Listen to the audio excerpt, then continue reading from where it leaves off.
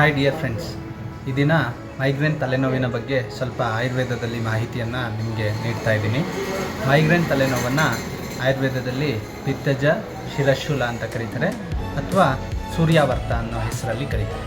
ಈ ಸೂರ್ಯಾವರ್ತ ಅಂತಕ್ಕಂಥ ಹೆಸರು ಏನಕ್ಕೆ ಬಂತು ಅಂದರೆ, ಸೂರ್ಯನ ಪ್ರಕಿರಣ ಎಷ್ಟು ತೀಕ್ಷ್ಣವಾಗಿ ಬೆಳಗ್ಗೆಯಿಂದ ಮಧ್ಯಾಹ್ನದಿಂದ ಸಂಜೆ ತನಕ ಹೋಗುತ್ತೋ, ಆ ತೀಕ್ಷ್ಣತೆಗೆ ಅನುಸಾರವಾಗಿ ತಲೆನೋವು ಕೂಡ ತೀಕ್ಷ್ಣತೆಯನ್ನು ತಗೊಂಡು ನಂತರ ಸಂಜೆ ಆಗ್ತಾ ಕಡಿಮೆ ಆಗುತ್ತೆ.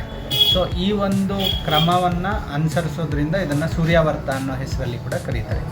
ಈ ಶಿರಶೂಲ ಬರಲಿಕ್ಕೆ ಮೇಯ್ನ್ ಕಾರಣ ಅಂದರೆ ಮೈಗ್ರೇನ್ ತಲೆನೋವಿಗೆ ದೇಹದೊಳಗಡೆ ಪಿತ್ತದಂಶ ಜಾಸ್ತಿ ಆಗಿರುತ್ತೆ. ಯಾವಾಗ ಪಿತ್ತದಂಶ ಜಾಸ್ತಿ ಆಗಿ ಅದು ಶಿರಸ್ಸಲ್ಲಿ ಸೇರಿಕೊಳ್ಳುತ್ತೆ, ಆವಾಗ ಈ ಥರದ್ದು ಪಿತ್ತಜ ಶಿರಶೂಲ ಬರುತ್ತೆ. ಸೊ ಈ ಪಿತ್ತಜ ಶಿರಶೂಲಕ್ಕೆ ಮೂಲವಾಗಿ ನಾವು ಗುಣ ಮಾಡಬೇಕು ಅಂದರೆ ನಿಮ್ಮ ದೇಹದಲ್ಲಿರ್ತಕ್ಕಂಥ ಪಿತ್ತದಂಶನ ಕಡಿಮೆ ಮಾಡಬೇಕು. ನಾವೇನು ಮಾಡ್ತೀವಿ, ಬರೀ ನೋವಿನ ಮಾತ್ರೆಗಳು ತೊಗೊಳ್ತೀವಿ, ಮಲ್ಕೊಂಡ್ರೂ ಕೂಡ ಎಷ್ಟೋ ಸಮಯ ರಿಲ್ಯಾಕ್ಸ್ ಆಗೋದಿಲ್ಲ.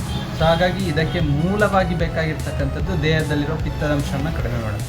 ಸೊ ಈ ಸಿದ್ಧಾಂತವನ್ನು ಆಯುರ್ವೇದ ಹೇಳುತ್ತೆ.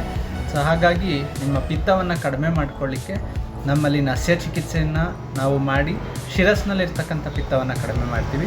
ಹಾಗೆ ವಿರೇಚನ ಅಂತಕ್ಕಂಥ ಒಂದು ಪಂಚಕರ್ಮ ಪ್ರೊಸೀಜರನ್ನು ಮಾಡಿ ಅದರಿಂದ ದೇಹದಲ್ಲಿರ್ತಕ್ಕಂಥ ಪಿತ್ತವನ್ನು ಕಡಿಮೆ ಮಾಡ್ತೀವಿ. ನಂತರ ಆಯುರ್ವೇದದ ಕೆಲವು ಔಷಧಿಗಳು ದೇಹದಲ್ಲಿರ್ತಕ್ಕಂಥ ಉಳಿದಿರ್ತಕ್ಕಂಥ ಪಿತ್ತವನ್ನು ಕಡಿಮೆ ಮಾಡಲಿಕ್ಕೆ ಉಪಯೋಗಿಸ್ತೀವಿ. ಹಾಗೆ ಅದ್ರ ಜೊತೆಗೆ ಸ್ವಲ್ಪ ಮಟ್ಟಿಗೆ ನೀವು ಪಥ್ಯದಲ್ಲಿ ಇರಬೇಕಾಗತ್ತೆ. ಅದರಲ್ಲೇನು ಅಂದರೆ ಮಸಾಲೆ ಇರ್ತಕ್ಕಂಥದ್ದು, ಖಾರ ಇರ್ತಕ್ಕಂಥದ್ದು, ಎಣ್ಣೆಯಲ್ಲಿ ಕರೆದಿರ್ತಕ್ಕಂಥ ಪದಾರ್ಥಗಳು, ಅಥವಾ ತುಂಬ ಬಿಸಿಲಲ್ಲಿ ಇರ್ತಕ್ಕಂಥ ವ್ಯಕ್ತಿಗಳು ಸ್ವಲ್ಪ ತಲೆಗೆ ಎಣ್ಣೆಯನ್ನು ಹಚ್ಕೊಳ್ತಕ್ಕಂಥದ್ದು, ಇದನ್ನೆಲ್ಲ ಮಾಡಿ ನಿಮ್ಮ ದೇಹದಲ್ಲಿರ್ತಕ್ಕಂಥ ಪಿತ್ತಾಂಶವನ್ನು ಕೂಡ ಕಡಿಮೆ ಮಾಡ್ಕೊಳ್ಬೋದು. ಅವರವರ ಸಿವಿಯಾರಿಟಿಗೆ ಅನುಸಾರವಾಗಿ ಈ ಟ್ರೀಟ್ಮೆಂಟ್ಸ್ನ ಪ್ಲ್ಯಾನ್ ಮಾಡಿರ್ತೀವಿ.